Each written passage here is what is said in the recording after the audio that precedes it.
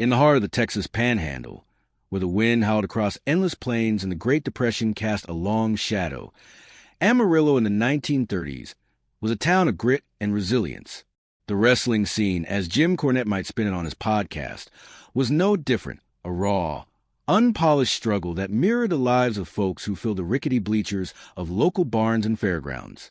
The story begins in 1932 in a dusty livestock arena just outside Amarillo, where promoters like Eddie McLemore and Dory Funk Sr., as early predecessors, were trying to keep the sport alive.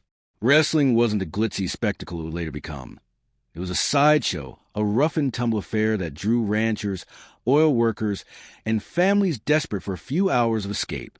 The ring was a patched-together square of ropes and canvas, often stained with sweat and the occasional spatter of blood. There were no turnbuckle pads, no pyrotechnics.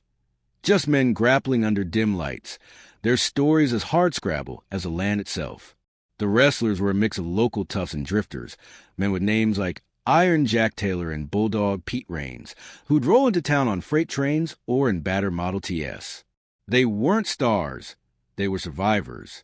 Most were farmers or laborers by day, wrestling for a few bucks and a hot meal. The pay was abysmal, sometimes just $1 or $2 per match. If the gate was good, promoters often skipped town with the cash, leaving wrestlers to fend for themselves. Jim Cornette, with his knack for detail, would likely point out how these men fought not just opponents, but the era itself. Dust storms that choked the air, bank foreclosures that gutted families, and a crowd that could turn hostile if the show didn't deliver.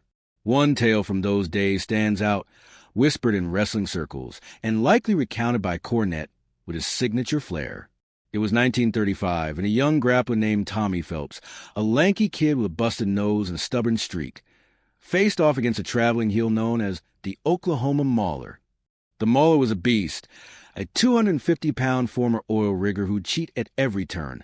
Eye gouges, hidden brass knuckles, you name it. The match was set in a converted barn, with a crowd of 200 packed in despite a looming dust storm. Tommy, barely 19, was a local hero, but he was outmatched. The Mauler dominated, tossing him around like a rag doll while the crowd roared, half in awe, half in anger. The struggle wasn't just in the ring. Behind the scenes, the promoter had promised Tommy a $5 payout, but was already planning to skip town with the night's take. The wrestlers knew the score, most had been stiff before, but they fought anyway, driven by pride or desperation. That night, as the wind rattled the barn's tin roof, Tommy pulled off a miracle. Bleeding and battered, he caught the Mauler in a fluke roll-up, pinning him for the 3 count. The crowd erupted, chairs toppling as men threw hats in the air. For a moment, Amarillo forgot its troubles, but the victory was bittersweet. The promoter vanished, leaving Tommy with nothing but bruises and a story. The wrestlers banded together, sharing what little they had: cigarettes, a flask of whiskey, a ride to the next town.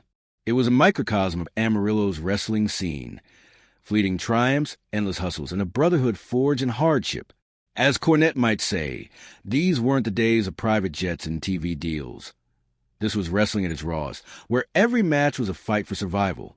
The 1930s Amarillo scene laid the groundwork for the Funk family's legacy, which would later dominate West Texas wrestling.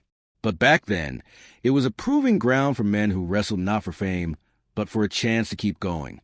The untold struggles, crooked promoters, brutal matches, and a world that seemed determined to break them, made every victory sweeter, every loss heavier. In the dust and dreams of those panhandle nights, wrestling wasn't just a sport.